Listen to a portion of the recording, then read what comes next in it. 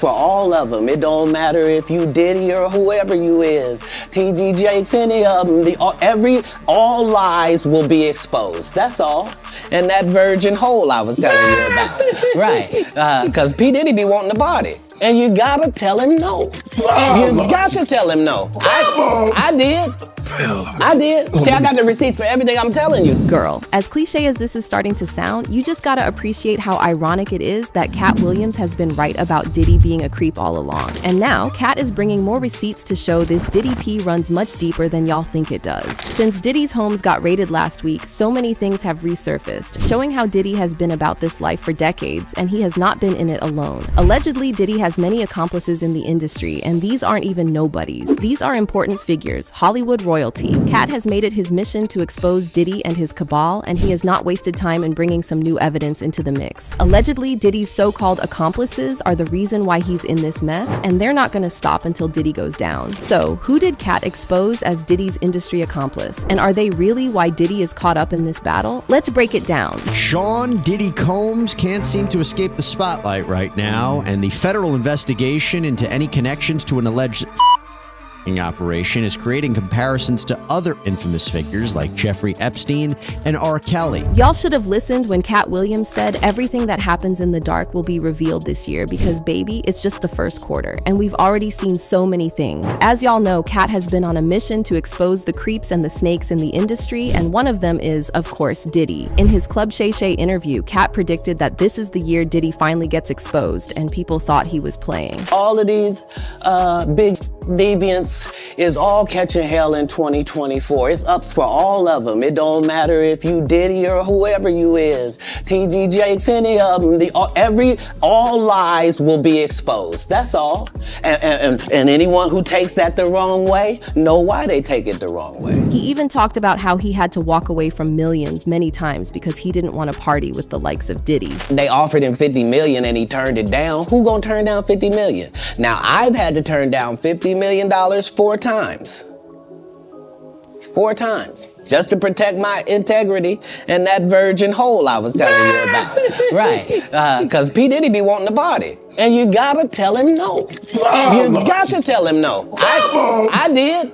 I did. See, I got the receipts for everything I'm telling you. That's why I can say them. So, to see everything playing out the way Katt said it would is crazy. By now, y'all must have heard about Diddy's homes getting raided by Homeland Security last week, and Diddy allegedly fleeing to some private island and leaving his kids behind to get handcuffed by police. It's a whole bunch of crazy stuff. But for those of you who somehow missed the show, let's do a quick recap. On Monday, March 25, 3 of Diddy's homes in Miami and Los Angeles were raided by officials from Homeland Security Investigation. According to a rep for Homeland Security Investigations, HSI, New York executed law enforcement actions as part of an ongoing investigation, with assistance from HSI Los Angeles, HSI Miami, and our local law enforcement partners. We will provide further information as it becomes available. Footage from the raid showed several officials around Diddy's homes. In one of the videos, we actually see Diddy's sons Justin and Christian being in handcuffs, as is customary for raids like this. This raid is allegedly related to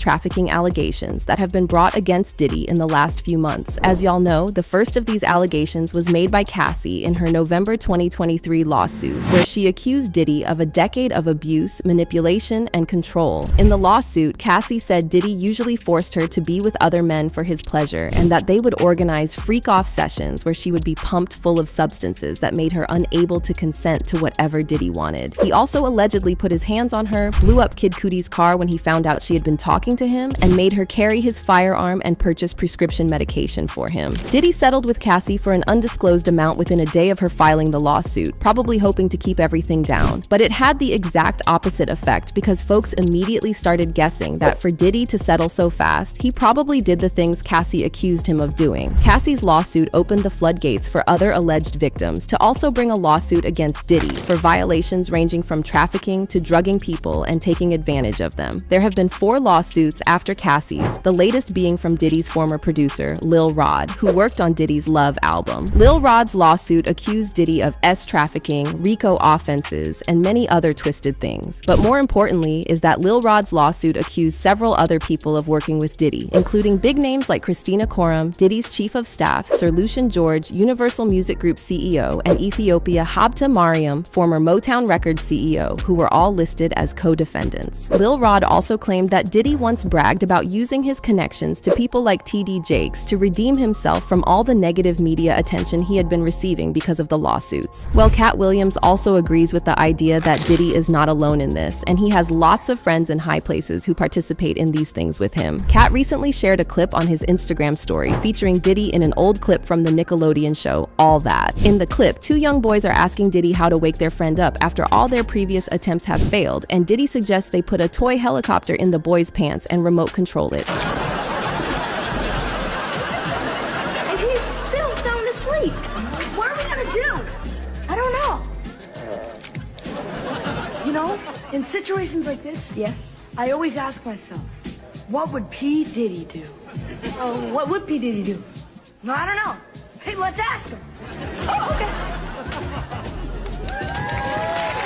P. Diddy? What's up? We can't wake up Shane. You try symbols? Yep. What about sour milk? Didn't work. Tell you what, take this toy helicopter, put it down his pants. All right, we'll do it. We'll do. All right, come on, put it in. Okay. Nothing. Didn't work. He's still asleep.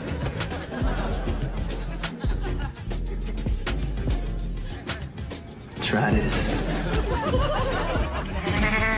Jello, by all means.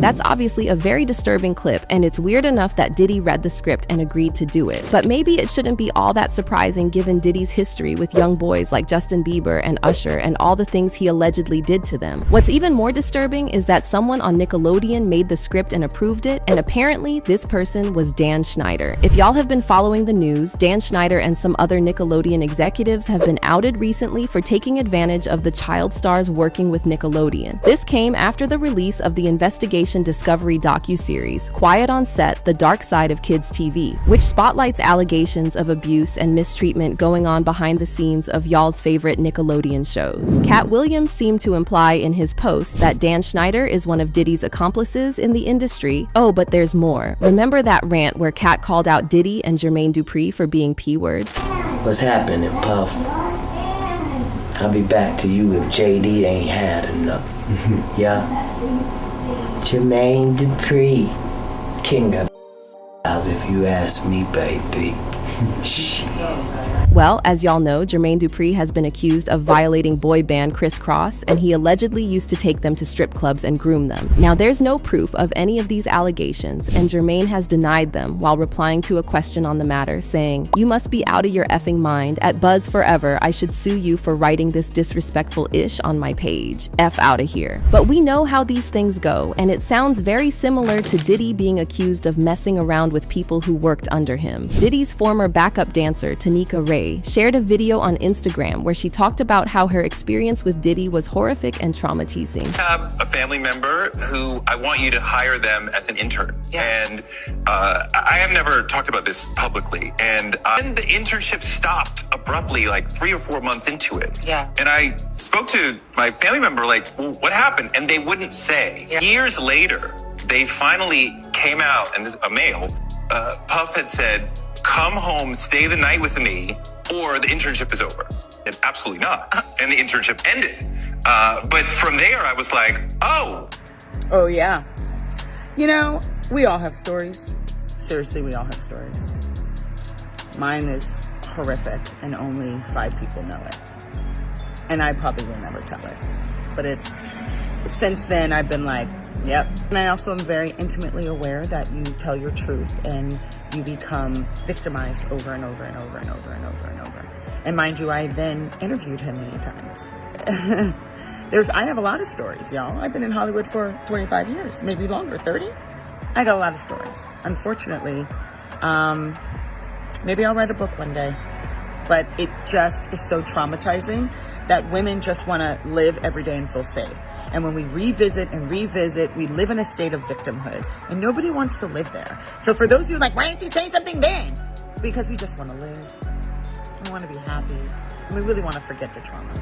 So there's that. She stitched a separate video of Diddy being accused of taking advantage of an intern, and although she didn't share the details of what happened, the caption said, "If I told my story in 1996, then what? I just knew to avoid him at all costs. Yes, I danced for him and kept my space. I was on the Vote or Die airplane and kept my space. I interviewed him for his projects and kept my space. Nothing that is happening is surprising." What's interesting is that Diddy allegedly played a smart one and shielded himself from all this by getting recordings of all these big names who allegedly frequent Diddy's parties and participate in his freak-offs. In fact, an insider said the raid on Diddy's homes was to search for cell phones, cameras, laptops, and other electronic devices that recorded the alleged blackmail tapes that is mentioned with the names of Stevie J, who is mentioned as a victim of Guy Blackmail's Tapa, in addition to Cuba Gooding Jr. and Young Miami, who were mentioned as alleged active participants in Puff Daddy's recent lawsuits. 50 Cent also confirmed the rumors that Diddy has blackmail videos in an Instagram post where he asked to buy these tapes of Diddy. 50 was referencing the allegation from Lil Rod's lawsuit, claiming that Diddy had hidden cameras in every room in his home and hours on hours of video and audio recordings of all his guests engaging in illegal activity. In the post, 50 added a screenshot showing a news clip of a highlighted section of Lil Rod's lawsuit that read, "Mr. Combs had hidden cameras in every room of his home, has recordings of several celebrities, artists, music label executives, and athletes engaging in illegal activity. These individuals were recorded without their knowledge and consent. Mr. Combs possesses compromising footage of every person who has attended his freak-off parties and his house parties." 50 then captioned the post, "Shaking my head, this is gonna be so good. What you wanna bet? I'ma get these tapes. I'll pay top dollar for them. You been over there? I don't go to puffy parties." But 50 Cent didn't stop there, because he then went on to make a bunch of posts that seemed to imply that Jay-Z might be one of Diddy's accomplices. Like this post where 50 shared a missing milk carton image of Jay-Z with the caption, "LOL Puff said the ninja ain't answering his phone, LOL." In another post, 50 shared a photo of Jay appearing to wave with the caption, "Here is Jay-Z last reported seen waving at Puffy Jet." Now, the idea that Jay-Z and Diddy are two peas in a pod isn't new. There have been many speculations in the past of Jay being on the same level or even worse than Diddy when it comes to being a creep. Some people have even thrown in the P word here and there because of Jay's weird obsession with dating girls who are either still in high school or half his age. From Beyonce to Aaliyah to Foxy Brown, Jay has been accused of liking them young and fresh out the cradle. In fact, a new video has resurfaced of Jaguar Wright talking about how Jay was lying with Rihanna when she was 15 and that he gave her herpes. Understand why people keep talking about that.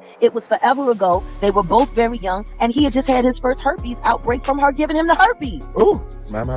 Like, how, you know what I mean? Like people don't understand what happened that night. And that's because Jay-Z worked so f***ing hard to change the narrative of that night. Now, Rihanna was only 14, 15 when he started f***ing her and signed to the death jail. It's clear to say that the herpes that she had came from the person she had been most fully involved with, and that was Sean Carter. Jag was referring to the time when Chris Brown accused Riri of giving him herpes when they were dating. And according to Jaguar, Chris's allegations were true because Rihanna actually contracted herpes from Jay. Now, anyone who knows Jaguar Wright knows she has had it out for Jay-Z for a long time now. We can't even begin to unpack all the things she has said about him. However, in one of her interviews, Jaguar talked about how Jay and Diddy are connected and have been connected since way back. In another interview, Jaguar talked about how Jay-Z is like Diddy, just smarter and meaner, and that's why he has not been caught. Sean Carter is worse. Uh-oh. Oh, man. He's smarter. He's patient. He's not sloppy. Mm-hmm. Just been lining up people he calls friends and stepping to the side while they get hit by the guillotine for 30 years. But then there have been rumors flying around that Diddy is ready to snitch on all his accomplices because he sure ain't going down alone. Jag hopped on live recently to talk about how Diddy has allegedly turned over tapes of Jay and Beyonce attending his freak-off parties to the feds. Diddy done turned over tapes, allegedly, with the Carters in some freak-off, and the Beyonce high on the cocaine, and the tapes had jizz all over it. Hold on. And honestly, it's not that much of a leap to believe Diddy will snitch on his guys because the rumors about him being a rat didn't start today. Y'all remember how, in 2022, leaked screenshots of Kane's conversation with Diddy started circulating? In the screenshots, Kanye was calling Diddy a and telling him off. You texted Puff, "Come do something illegal to me now, please." And Puff responded, "As soon as I land, we'll meet face to face. Send me an address." To which Ye then responded, "Ninja, F you, you And then check out this interview where Kanye calls a bunch of rappers fake hard and accuses them of cutting a deal with the feds. Kidnapped my daughter in public, and I didn't have the address of my child. None of these I want to say something Travis now. gave you the address, though? Travis gave me the address. Right. But as far as Meek Mills, Puff Daddy, whoever, none of these, all you fake hard. Wait, hold on. Okay. All you fake hard. You know what I'm saying? I don't get because you can't shoot nobody anyway. And the reason why you got to talk is because you did a deal. You know what I'm saying? That's why you got to come at me, because part of the deal for you to be a do all that and get out of jail is that you promise that you're going to go pull my co-car. So shut the about me. Now let me say it calm. Shut the about you. Shut up about Michael. Right. We know how Kanye always goes on these little rants where he says things that seem like they don't make sense. But you have to remember that when people start calling out certain industry figures, they get labeled as crazy, addicts, or criminals just to discredit them. So maybe it's time for us to start paying attention to what Kanye has been saying about these people. Because if y'all recall, he talked about how he can say the things he says because he hasn't sold his soul to the Illuminati for fame or money. Speaking of people who sold their souls, Young Miami is now being accused of selling her soul to Diddy and being one of his accomplices. For context, Young Miami appeared in Lil Rod's lawsuit when Lil Rod accused her cousin of improper behavior with him, which he didn't consent to. On Monday, March 25th, Lil Rod added 25 additional pages of information to the lawsuit, and this addition implicates Young Miami as one of Diddy's, circle. The document accuses Young Miami of being Diddy's supplier of a substance called pink or which is a combination of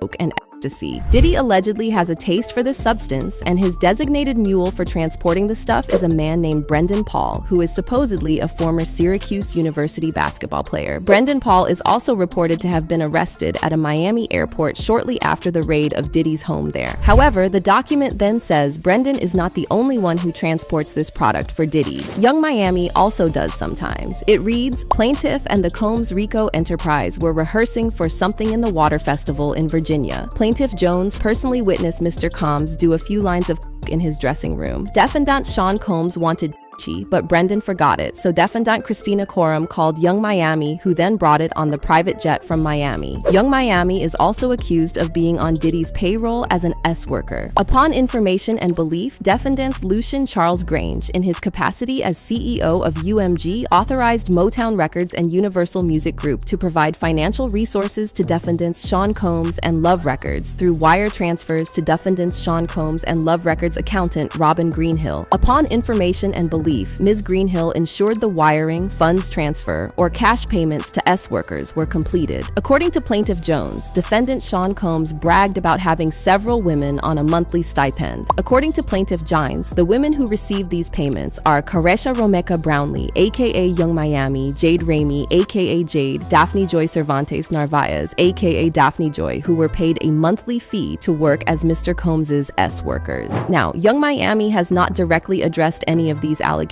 but she has been on Twitter dropping a couple of, weird tweets. First, she said, "This finna be a fun summer." Then, in another tweet, someone asked, "Where Caresha at?" And she replied, "Right here. What's up?" A lot of people felt like Young Miami was kind of maybe a bit too excited for someone who was just implicated in a lawsuit that has the feds all over it. Added to that, Young Miami has made some statements online that make it seem like she for sure participated in whatever Diddy had going on. Like this tweet where she said, "If I wanted you to eat my pee, Diddy would have had you on on your knees, girl, you a eater. So, I mean, it's not surprising that folks started speculating that maybe Caresha was so excited because she's talking to the feds. One person said she must have cut herself a deal already. This one said LMAO, Caresha called the feds. What's even more interesting about this whole Diddy situation is the creepy message Suge Knight left for Diddy from jail. Suge basically told Diddy that he needs to be careful and his life is in danger because of the secrets he knows and the little secret room they participated in. I tell you what, Puffy, your life is in danger because you know the secrets.